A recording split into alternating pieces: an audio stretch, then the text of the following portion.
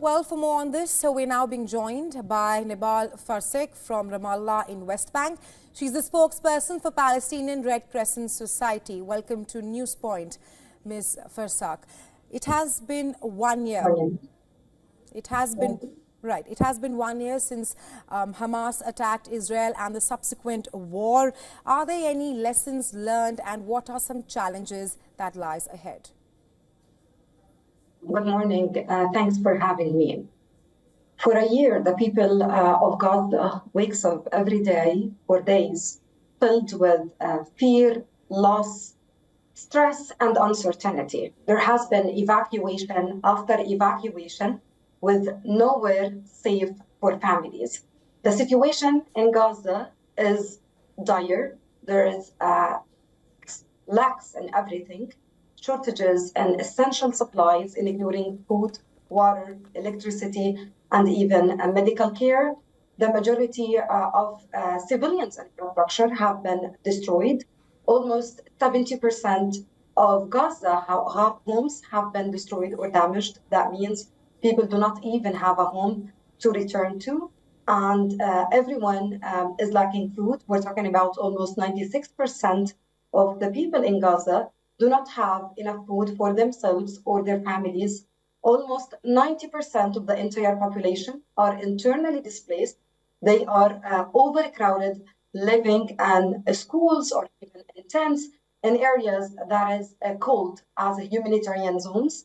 But it turns out even these areas, it's not safe because we have witnessed repeated attacks in such areas, which has resulted to thousands of casualties. There is increasing of attacks on schools that houses thousands of civilians. And since the beginning of the war in Gaza, more than 41,000 people have been killed. The majority of them are children and women. Right. Almost 96,000 others were injured.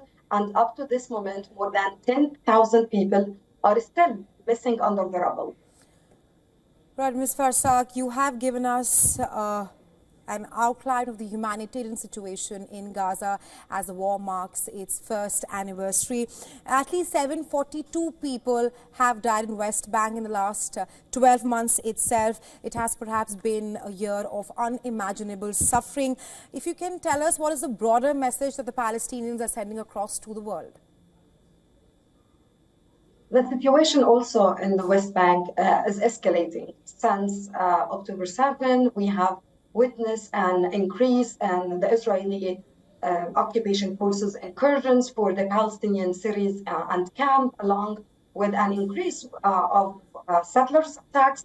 And this has resulted to hundreds of fatalities, including 160 children. The Palestinian Red Crescent staff and volunteers are also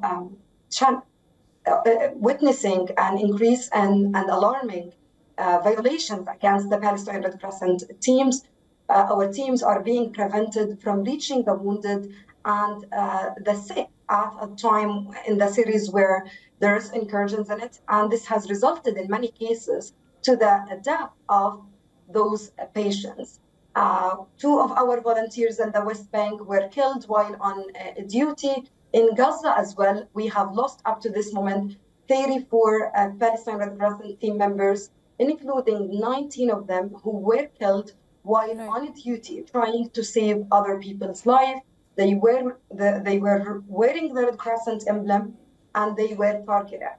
We need a safe environment so we can continue providing our life-saving services. The situation in Gaza, it's beyond horrific. It's not safe, not for civilians, not for humanitarians or aid workers. And we renew our calls to the international community. We need the international community to take serious actions and measures to intervene immediately to end the suffering in Gaza. We need a permanent ceasefire, and we need a safe access of a humanitarian aid.